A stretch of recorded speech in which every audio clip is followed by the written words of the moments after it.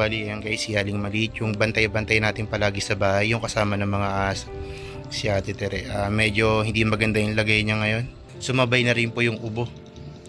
Ayan, tapos sumasabay pa yung, minsan nahihirapan siyang huminga. Oh, sige. Ayos na nga. Ay, sus. Sabi, Tapos po hindi na rin siya nakakakain ng maayos talaga ngayon.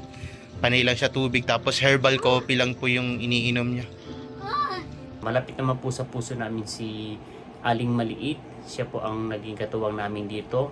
Siya po ang napag-iiwanan at nag-aalaga po sa ating mga alaga, sa ating mga babies kapag pares po kami may work ni Papa D. Bounce.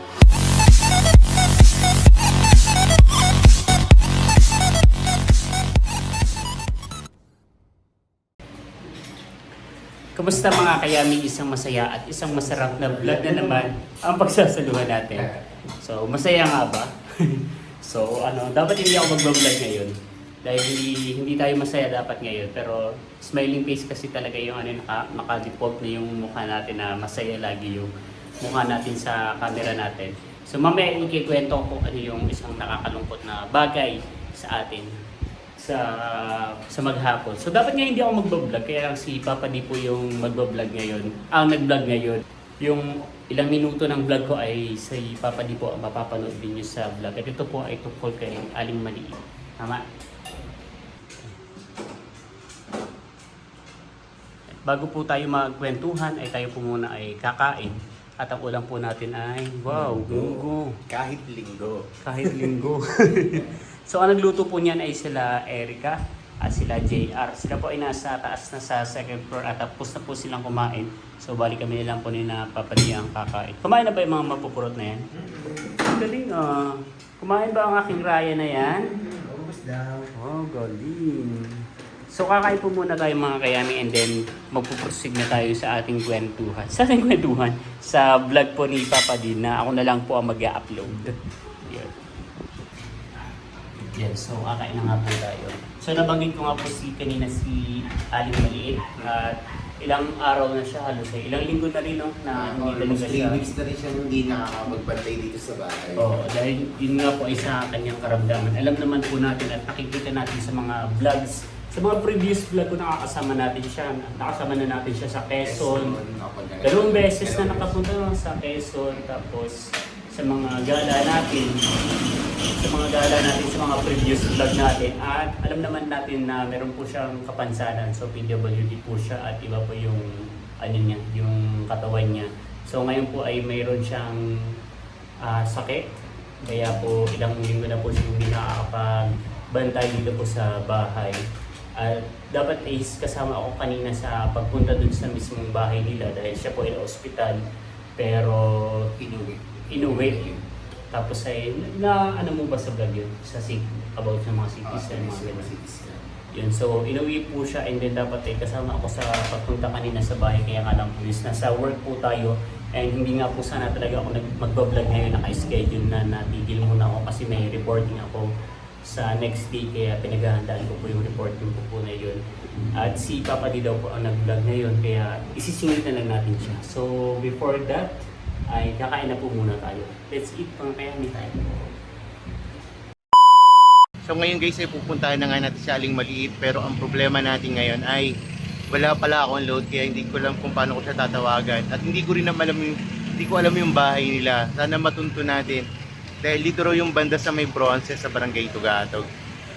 Bali guys, naglalakad na tayo pa Bronce. Ayan, sana matunto natin yung bahay ni Aling Maliit. Bali, ang sabi niya kasi pag nakita ko daw yung street ng Bronce, lumiko daw ako dun. Kaya pag nakita natin yung street ng Bronce, pili ko na tayo. Bali guys, nakita ko na yung kanto ng Bronce. Ayan, kanto ng Bronce. At lusot nga raw tayo rito. Paloob. Sana hindi delikado. Guys, papasok na tayo. Hanggang doon kala Karudi. Malapit lang pala. Bale, ito na yung bahay nila. Eh, bakit ito? Ay, hindi ba nangangagat yan, tay?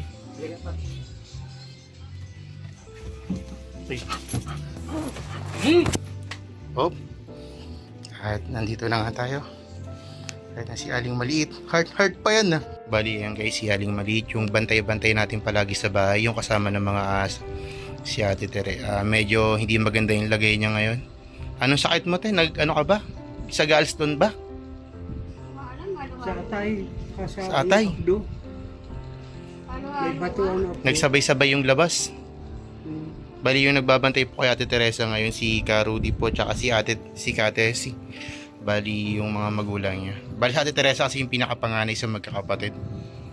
Ayan. Tapos yung mga kapatid niya naman ngayon may kanya-kanya ring pamilya na tapos mga busy rin sa trabaho. Pero buti may isa silang kapatid na laging kasama si Bibi. Kahit busy sa trabaho talagang pupunta. Sabi nga sa akin ni Bibi kanina pupunta raw siya rito. Dapat nga hintayin ko. Sabi niya kasi mga 7 nandito na raw siya eh. Sobrang sakit. Tapos sinumabay pa yung ubo mo. Talaga? Ba't ganyan? Ano nangyari sa'yo? Samantalang nung nakaraan, nakakalakad-lakad ka lang.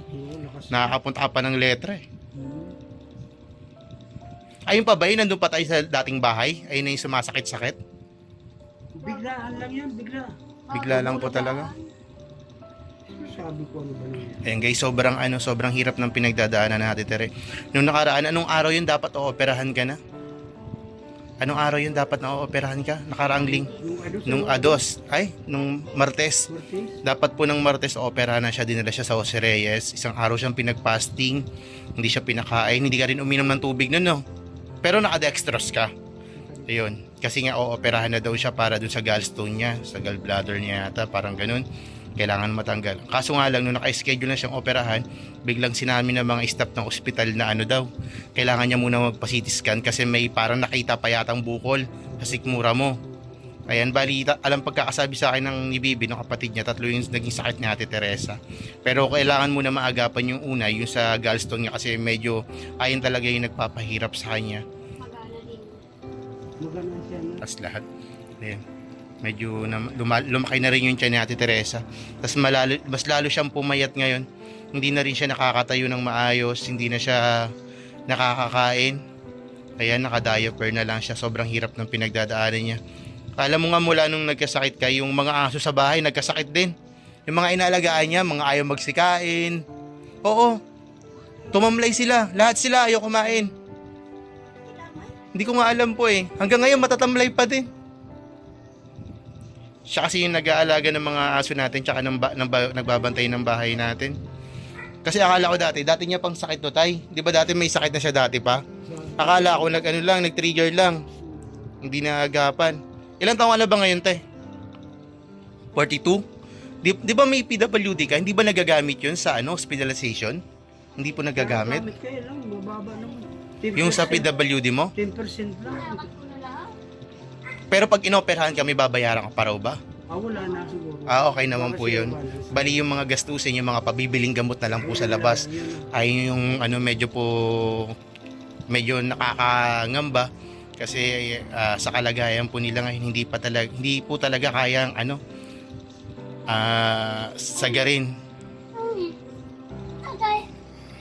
Ibuga mo lang sa ilong sili. Ano yan? Ipo yung tab. Bakit po? Hindi makahinga? Nahihirap. Pero ganyan siya patumpong-tumpong.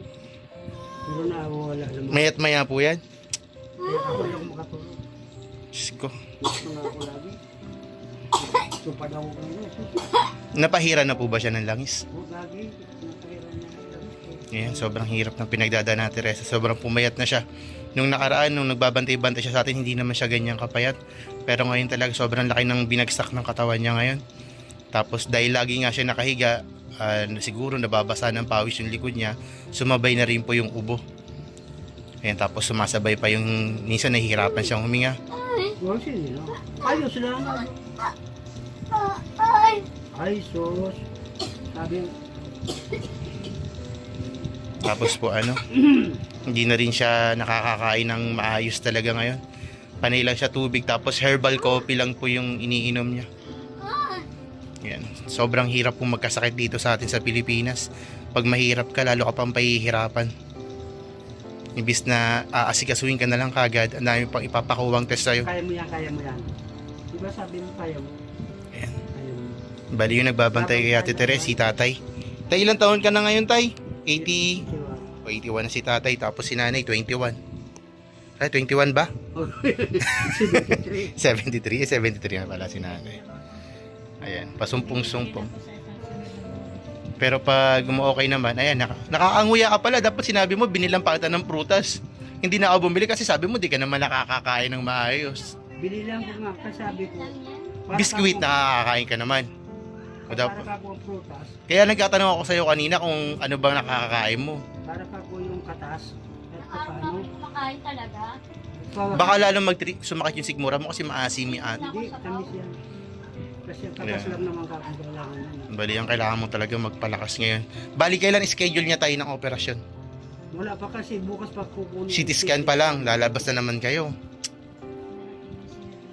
CT scan bukas. Bali, ang kasama niya bukas. Sino kasama niyo bukas, tay? CT. Si Chem? Si Cheme? Oh. Ay, so. Bakit? Kasi kasi yan.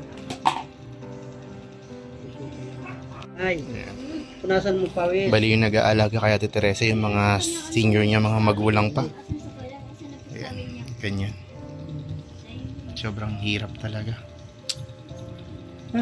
Sana maunang maagapan po yung operasyon niya po sana, no? Para kahit papano, Kung paalam mo panata, ako ng panata. kahit mabawasan yung sakit. Bukas bibiyahin na namin yan. Tapos, ang problema na lang yan, yung pamasahe nga nila sa gamot. Ang nakapasok lang doon, puro doktor lang. Kahit ka mag-anak, hindi pwede doon ka lang nakasilip. Anong ginagawa mo, Rebex, maghapon nakaganyan ka lang? Hindi ka na masyado nakapag-cellphone. Nakasilpo pa nga. Naka-cellphone ka naman. Tawag-tawag. Yun. Kaya guys, si Ate Teresa, madalas din siya lumalabas dati sa mga vlog ni EK. Kasama natin sa mga galaan. Ayan. Linong nakaraan guys, nagpadala na tayo kay Bibe ng pandagdag sa pang-ospital ni Ate Teresa. Sa gym din, may mga nahingian din tayo ng tulong yung mga nakakakilala kay Ate Tere. Nagbigay din sila, nagtulong-tulong nga sila, sabi ko pang CT scan nga. Hindi kalaki yan, pero kahit papano, makakatulong na kay Bibe na po yun. Tapos ngayon nag-abot din tayo ng pampamasahe nila balikan para hindi na nila isipin bukas. Ayan guys, sa mga may mga mabubuting puso dyan na may kakayahang tumulong kay Ate Teresa sa pinagdadaanan niya ngayon. Sobrang hirap nito guys. Hindi namin to kaya ng kami lang. Sana matulungan nyo kami. Ayan guys, maraming salamat. Ay mga kayami, so nandito na po tayo ngayon sa loob ng kwarto at matutulog na po tayo, pero nag-edit po ako ng video nga ng vlog natin for today. Tapos ay katatapos ko lang pong panoorin yung video ni Papa D. Bali si Papa D po is nagbablog na po ulit siya. Matagal na nga po siyang nagbablog, mga pandemic pa lang nagbablog na siya, tapos tumigil lang po ulit. So ngayon is siya. Bumabalik na ulit siya sa pagbablog kapag may time, kasi mas busy siya. Kung busy ako, mas busy siya. Mas marami siyang ginagawa kaysa sa akin, kasi may mga inuutusan ako.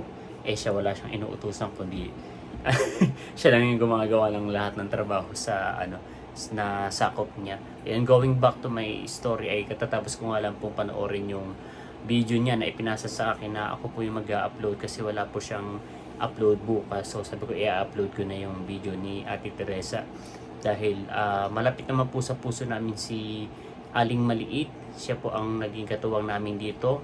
Siya po ang napag-iiwanan at nag-aalaga po sa ating mga babies kapag pares po kaming may work ni Papa D. Yun. So bali si Aling Maliit is kababata po ni Papa D. Kaya matagal na po silang mga magkakakilala at mga magkakaibigan. Yun. So nakakalungkot na yung kalagayan ni Aling Maliit. Huling nakita ko si Aling Maliit mga 3 weeks ago na. Nakasalubong namin siya sa electric kasi mahilig siyang maglakad-lakad. Malayo yung nararating niya kalalakad dito sa sa Malabon. Nung nakita ko siya, medyo okay ba naman yung yung itsura niya, katawan niya. Tapos nung nakita ko ngayon video ay sobrang nakakapanlumo po yung itsura ngayon ni Aling Maliit dahil sobrang laki ng ipinayat Tapos ay halata nga po na lumaki yung kanyang tiyan dahil nga po sa kanyang karamdaman na kailangan ng agarang operasyon. So yun, ilang balik na po sila sa sa ospital. Nagkaroon na sila ng schedule kaso ay ni-reschedule uli. Nagkaroon pa ng iba pang mga procedure bago po operahan. So nagbigay na rin naman po kami ng tulong. Pero nung mga nakaraan pa, hindi ko na lang po nakakasama sa vlog kasi nga po nasa ospital na sila that time.